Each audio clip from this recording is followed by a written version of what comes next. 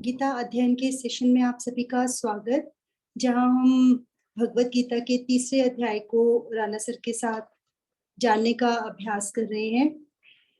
Sir को प्रणाम और निवेदन कि आज के सेशन की शुरुआत करें। ओम वसुदेव सुतं देवं कंस चाणूरमर्दनम देवकी परमानंदम कृष्णं वंदे जगद्गुरुम। सभी को बहुत बहुत प्रणाम। हम चर्चा कर रहे हैं भगवत गीता जी के तीसरे अध्याय पर। हमने 24वां श्लोक किया था जिसमें भगवान जी ने बताया कि अगर वो कर्म करना छोड़ दें तो उसका सृष्टि पर क्या असर होगा। वे कहते हैं कि मुझे ना कुछ अप्राप्य है, ना ही मेरे लिए कोई कर्तव्य कर्म है, उसके बावजूद मैं इस जगत में निरंतर कर्तव्य कर्म करता, नियत कर्म करता रहता।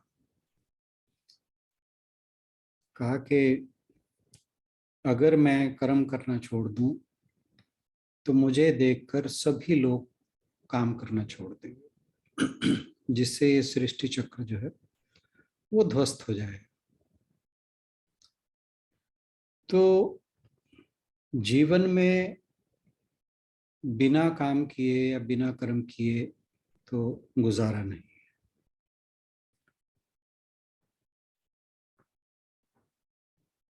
हमारे पास दो तरह के लोग हैं, एक तो ज्ञानी, दूसरे अज्ञानी। दोनों कर्म तो करते ही हैं, ज्ञानी भी और अज्ञानी भी। लेकिन कर्म करते हुए इन दोनों के व्यवहार में क्या फर्क रहता है, वे भगवान जी अब 25वें श्लोक में बताते हैं। आशु बहन से अनुरोध के 25वां श्लोक पढ़ते हैं। जी सर।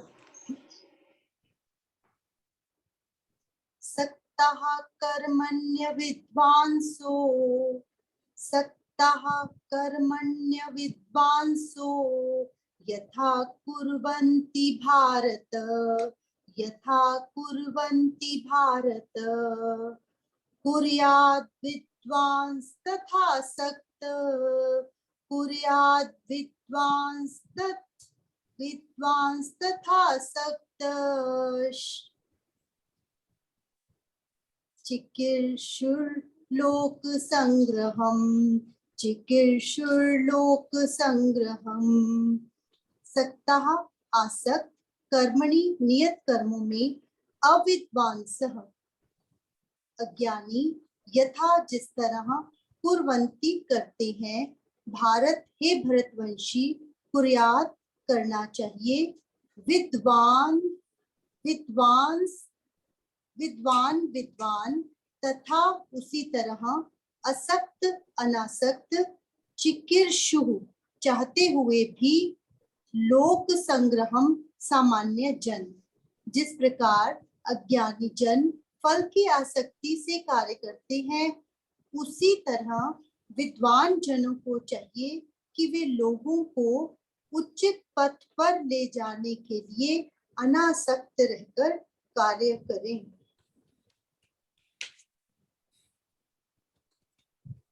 यहाँ पर भगवान जी अर्जुन को बता रहे हैं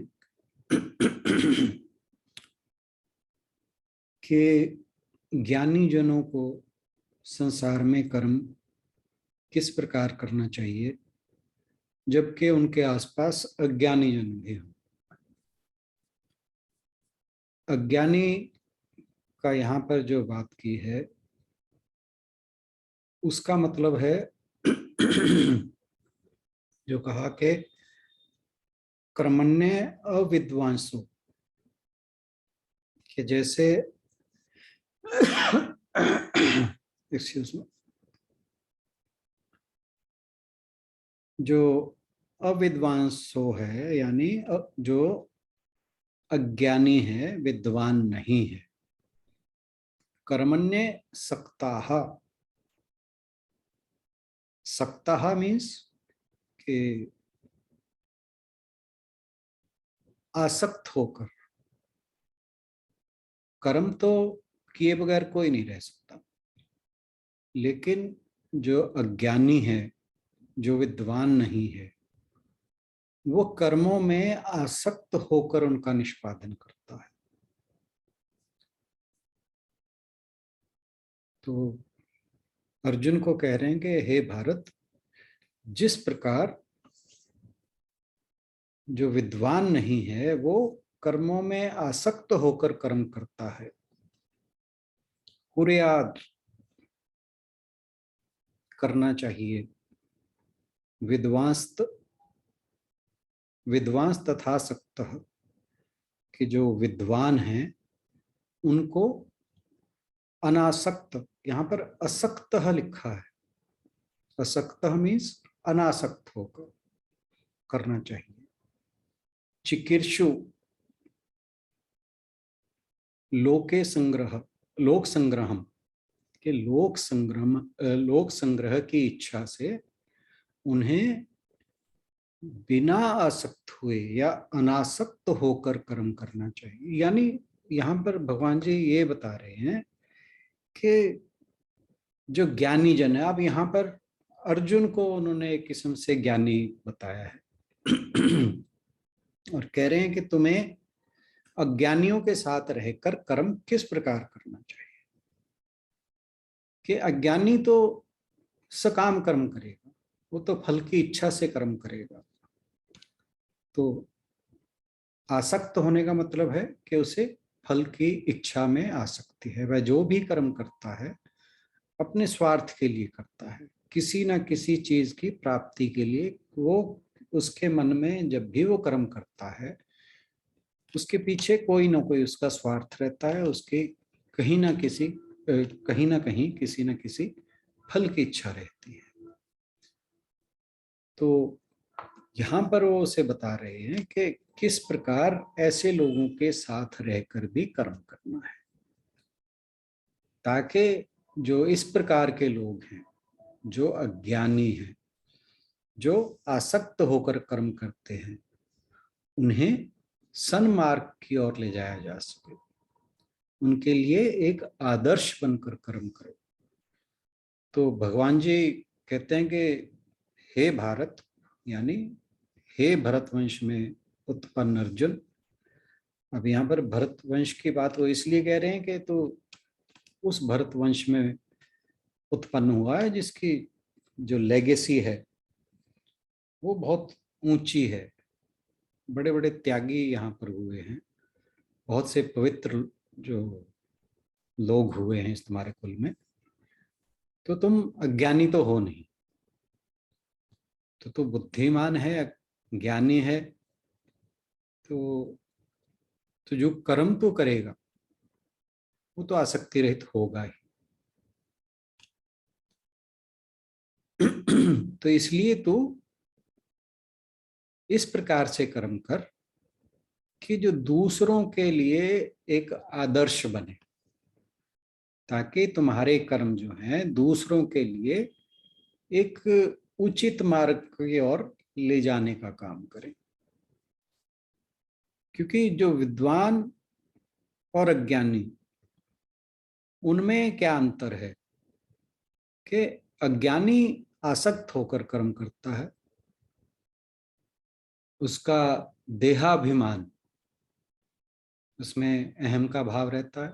अहम का भाव होने से क्या होगा कि उसके अंदर कृतत्व का भाव रहेगा कि मैं इस कर्म का करने वाला हूँ। यही अविद्या का कारण है, यही उसके अज्ञान का कारण है।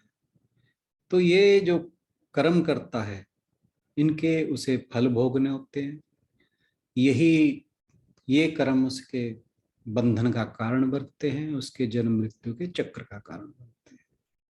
देखने में तो अज्ञानी और ज्ञानी दोनों के कर्म समान है, लेकिन एक आसक्त हुए करता है, दूसरा अनासक्त होकर करता है। एक अपने स्वार्थ के लिए करता है, दूसरा लोक संग्रह के लिए करता है, आम जन के कल्याण के लिए करता है। तो ये दोनों के कर्मों में बाह्य रूप से कोई फर्क नहीं है, लेकिन आंतरिक तौर पर बहुत भिन्नता है। कर्म में आसक्त होने का मतलब है कि सिर्फ और सिर्फ स्वार्थ की इच्छा के लिए कर्म करना, अपने सुख के लिए कर्म करना, चाहे उसमें दूसरों को दुख देना पड़े। और जो अपना कर्तव्य कर्म है, जिस प्रकार से करना चाहिए मॉरल और एथिकल वे में, वो जरूरी नहीं वैसे करता है, क्योंकि उसके मन में फल की इच्छा रहती है। और फल की इच्छा जब मन में रहेगी तो उसे लगेगा कि कर्म इस प्रकार से किए जाएंगे जिनसे कुछ ज्यादा मिले, तो उसमें फिर वो हो सकता है कि उसके कर्म जो है वो शुभ ना रह जाएं। फिर उसके जो कर्म हैं उसके अंदर अहम का भाव रहता है, कर्ता का भाव रहता है, छल कपट रहती है, राग द्वेष तृष्णा वासनाएं, ये सब उसके कर्मों में सम्मिलित रहती हैं। तो वो केवल अपने और ज्यादा से ज्यादा अपने परिवार की भलाई के लिए ही सिर्फ कर्म करता है, इससे ज्यादा कुछ नहीं। लेकिन जो परमात्मा को जानने वाले लोग हैं, जिन्हें ज्ञानी जन कहा गया है, पहली तो बात यह कि वे विरले ही होते हैं। साथ ही साथ वे जो भी कर्म करते हैं उसके अंदर उनके ना तो कृतत्व का भाव रहता, ना ही उनकी फल की आसक्ति रहती, फल की इच्छा रहती। तो फिर काम करने का या कर्म करने का पर्पस क्या हुआ? मात्र लोक कल्याण, लोक संग्रह। तो काम वे भी बिल्कुल उसी तरह से करते हैं जैसे सकाम या आसक्त भाव वाले अज्ञानी जन करते हैं। उसी तरह उत्साह से कर्म करेंगे, लगन से कर्म करेंगे,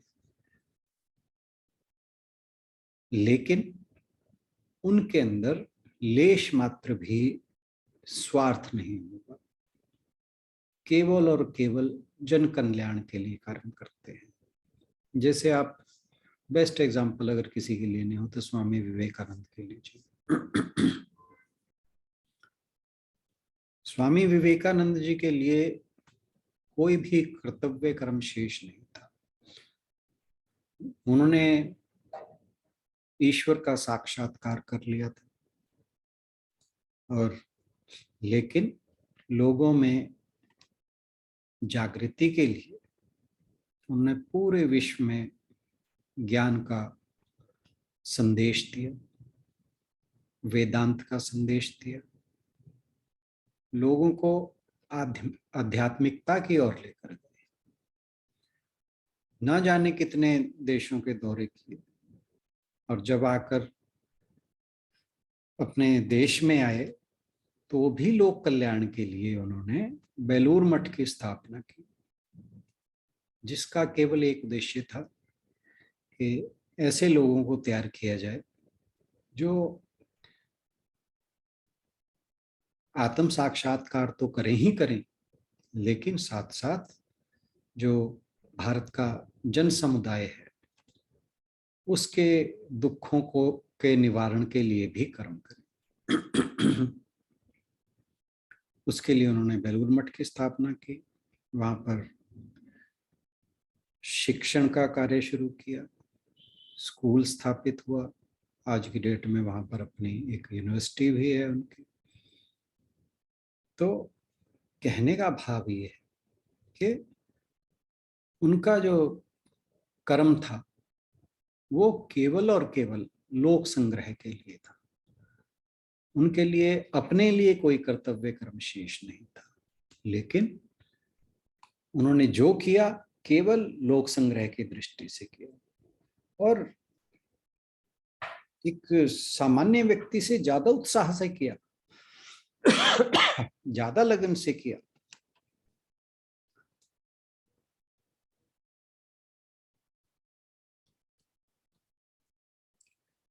बाकी जो इस तरह के लोग होते हैं उनमें और सामान्य जनों में फर्क एक ही रहता है कि उनमें ना तो कर्तापन रहता है,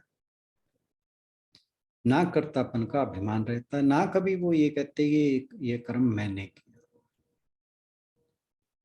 तो कर्म करने का अहंकार कभी उनके मन में नहीं होता, क्योंकि उन्हें पता है कि वे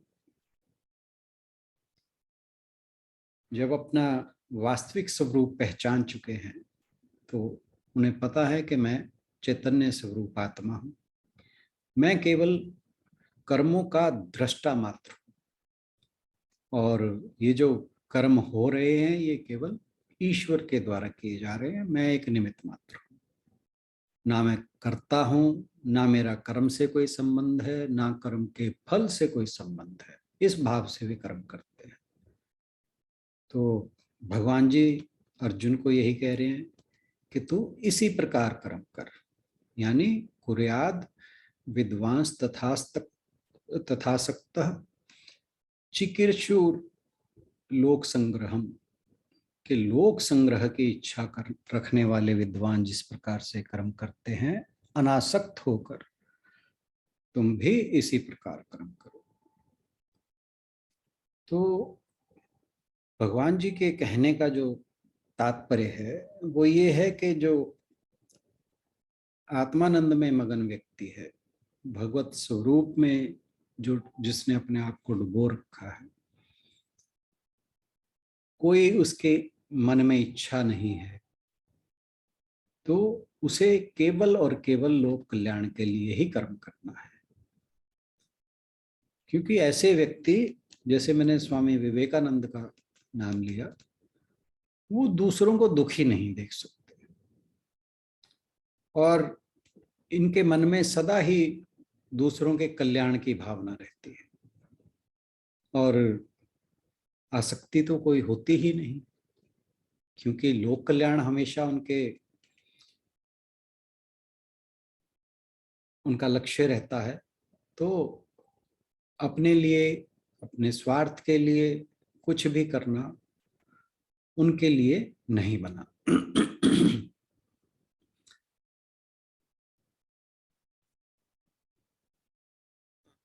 जो कर्म अनासक्त होकर किया जाता है वे कर्म जो हैं वो प्रसाद से भरे रहते हैं। यानी प्रसाद, आपको ध्यान होगा हमने सेकंड चैप्टर में लास्ट के श्लोकों में किया था कि भगवत कृपा जिसे कहा था। तो जो अनासक्त होकर कर्म करते हैं उन पर भगवत कृपा विशेष रूप से बनी रहती है, उनके कर्म निर्दोष होते हैं और उनको देखकर दूसरे लोगों को भी सत्कर्म करने की प्रेरणा मिलती है। तो इसीलिए गीता जी के अंदर इस बात पर बहुत ज्यादा बल दिया गया है कि जिसे हम कहते हैं कि practice is better than preaching, कि जो उपदेश के बजाय अपने आचरण पर ध्यान दो कि ये करना चाहिए, ये नहीं करना चाहिए, उससे बेटर है कि जो करना चाहिए वो करके दिखाओ। जैसे हम ग्रुप पर बहुत बार बात करते हैं कि अगर हमें अपने बच्चों को सही मार्ग पर लगाना है तो हमें उन्हें सारा दिन ज्ञान बांटने की जरूरत नहीं है कि तुम ये करो, ऐसा करो, ऐसा नहीं करो। उसका बेस्ट वे है कि उनके सामने जो हम चाहते हैं कि वे करें, हम वे खुद करें। तो आचरण जो है अपनी बातों को आचरण में लाना ज्यादा इम्पोर्टेंट है, बजाय उन बातों के थ्रू उपदेश देना।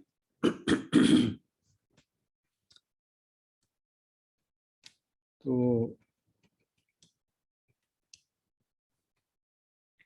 अब यहाँ पर एक बात आ सकती है कि जो लोक संग्रह है, कहा कि लोक संग्रह की इच्छा से कर्म करो, कि ये भी तो इच्छा हो सकती है। हालांकि हम पहले भी बात कर चुके हैं कि ये शुभ इच्छा है, इसलिए इसको स्वार्थ में नहीं काउंट कर सकते हम। स्वार्थ में कामना या इच्छा के अंदर काम नहीं कर सकते, क्योंकि कामना या इच्छा वह हुई जो हमारे अपने लाभ के लिए हो, अपने स्वार्थ के लिए हो, अपने किसी लक्ष्य की पूर्ति करते हो। लेकिन जो विद्वान है वो अपने लिए किसी भी हानि या लाभ को सोचकर कर्म नहीं करता, और उसके सामने अगर किसी भी कारण दुख आ भी जाता है तो वो उसे भगवत कृपा ही समझता है। वो सोचता है कि अगर ये दुख आया है तो ये मेरे पापों का नाश करने के लिए आया है, ये मुझे भगवान के समीप ले जाने के लिए आया है। और क्योंकि उसके भाव इस प्रकार के होते हैं, तो भगवान भी जो उसके पाप होते हैं उनके फल को सूक्ष्म कर देता है। जैसे किसी के ऊपर बहुत बड़ा कष्ट आना था, तो उसे एक छोटे से कष्ट से ही उसका निदान हो जाता है। तो इस प्रकार भगवत कृपा जो है उसके दुखों को काटती है। तो जिसका भी इस प्रकार का भाव होता है, जो लोक संग्रह की बात करता है, अपने हानि लाभ की बात नहीं करता, तो उसके लिए जो दुख होता है वो भी दुखदाई नहीं होता, बल्कि दुख उसके लिए एक संदेश लेकर आता है कि तुझे भगवान को याद रखना है। इस बारे में एक बड़ी प्रसिद्ध प्रसंग है, आपने सुन भी रखा होगा, कुंती माता का, कि जब युद्ध खत्म हो गया, पांडवों का राज स्थापित हो गया, राजसूय यज्ञ समाप्त हो गया, तो कृष्ण जी वापस द्वारका जाने लगे। और जब माता कुंती ने सुना कि कृष्ण जो हैं वो वापस द्वारका जा रहे हैं, तो वो बहुत ज्यादा दुखी हुई। कहते हैं कि जब वो महल छोड़कर जा रहे थे, तो जिस रास्ते से वो जा रहे थे वहां पर रास्ते में माता कुंती हाथ जोड़कर खड़ी हो जाती हैं और रोने लगती हैं। तो भगवान कृष्ण कहते हैं, जब वो देखते हैं कि बुआ रास्ते में खड़ी रो रही हैं, अभी तो मैंने महल में छोड़ कर आया था, तो वो रथ से नीचे उतरते हैं, बुआ को प्रणाम करते हैं, कहते हैं बुआ आप रो क्यों रहे हैं? अब तो पांडव सुखी हैं, उन्हें राज्य मिल गया, उनके जो शत्रु थे उनका नाश हो चुका है, राज्य निष्कंटक हो चुका है, अब किस बात का दुख है आपको? तो माता कुंती कहती हैं कि तुम मुझे बुआ कह रहे हो। एक मिनट।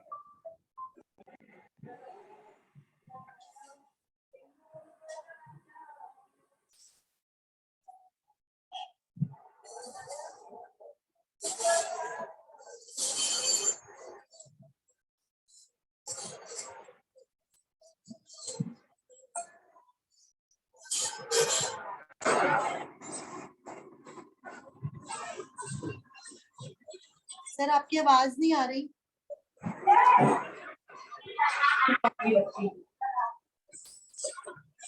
हेलो, हाँ जी।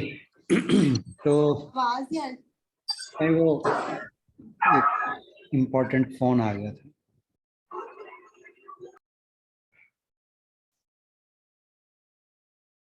तो कुंती माता उनसे कहती हैं कि ये सब बातें ठीक हैं कि पांडवों को राज्य मिल गया है, अब दुश्मन उनके खत्म हो चुके हैं, राज्य निष्कंटक हो चुका है, लेकिन मुझे दुख इस बात का है कि तुम जा रहे हो। तुम कहते तो हो कि मेरी बुआ के पुत्र हो, नहीं मेरे भाई के पुत्र हो, क्योंकि माता कुंती उनकी बुआ थी, लेकिन मैं जानती हूं कि तुम किसी के पुत्र नहीं हो, तुम तो सबके पिता हो।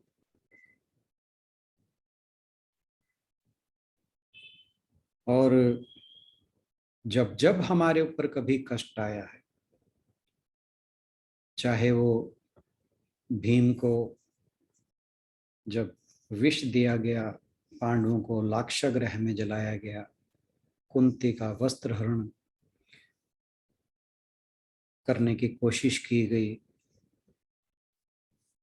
तो वो सारे के सारे जितने भी उनके ऊपर दुख आए होते हैं सबको याद करती है और कहती है कि हर समय तुम ही ने हमारी जान बचाई है, तुम ही ने हमें दुखों से उबारा है, तो तुम ही हर समय जब भी दुख था तो हमारे साथ थे। तो मुझे डर है कि अब हम सुखी हो गए हैं तो तुम्हारा साथ छूट रहा है। तो हे प्रभु, मुझे तो आप विपदा देते रहिए ताकि आपकी कृपा मेरे ऊपर बनी रहे, आपका साथ हमारे ऊपर बना रहे। तो जो ज्ञानी है, जो ईश्वर का जानने वाला है, वह जानता है कि ये संसार दुखों का घर है, लेकिन ये दुख जो हैं ईश्वर के समीप ही लाते हैं मनुष्य। तो इसलिए माता कुंती उनसे कहती है कि मुझ पर विपदा आती रहे और तुम मेरे पास आते रहो उस विपदा का निवारण करने के लिए। तो जो दुख हैं उन्हें जो ज्ञानी है वो उनसे भयभीत नहीं होता, उनसे चिंतित नहीं होता, दुखों को देखकर विचलित नहीं होता। उसे लगता है कि यह ईश्वर के पास, ईश्वर के नजदीक जाने का एक अपॉर्चुनिटी मिली है। तो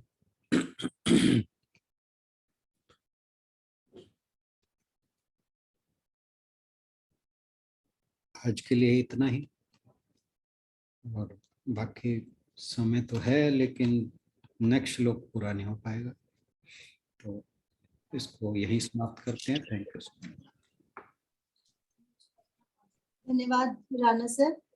यदि कोई क्वेश्चन पूछना चाहें आज के श्लोक को लेकर या कुछ टेक अवे हो।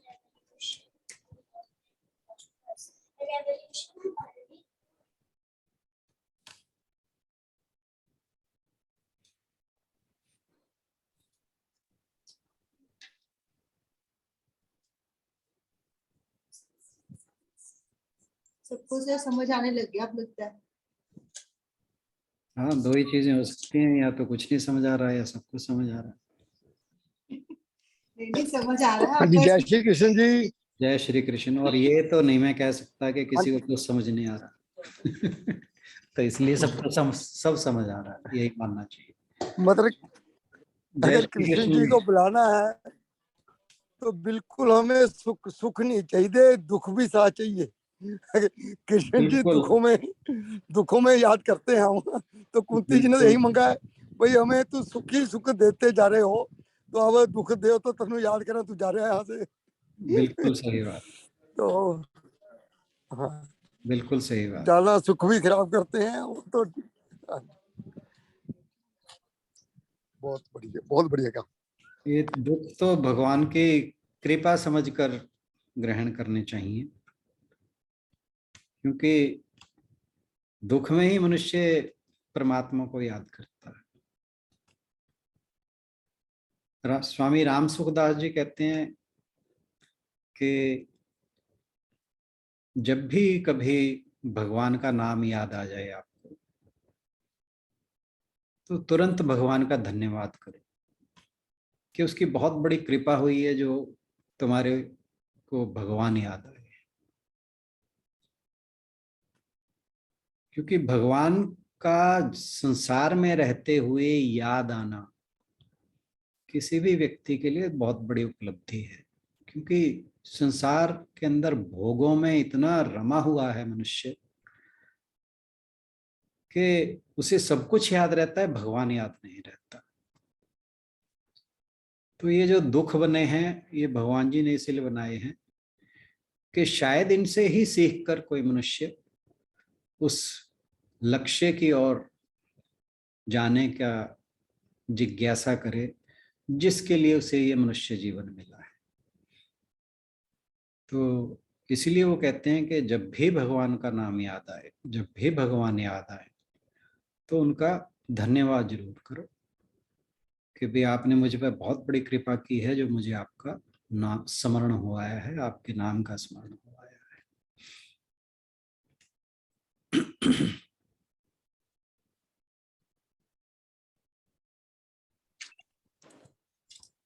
चलिए फिर चलिए समापन की ओर सर। हाँ जी, अगर कोई कुछ नहीं कह रहा है तो समापन करेंगे।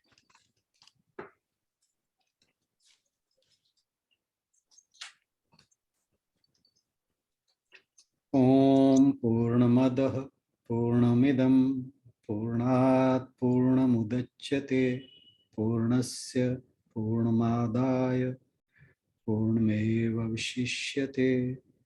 ओम शांति शांति शांति। हरि ओम। सभी को बहुत बहुत प्रणाम, सभी का बहुत बहुत धन्यवाद। सभी की ओर से राणा सर का बहुत बहुत धन्यवाद। कल मिलते हैं भगवद गीता के अगले सेशन में। Thank you.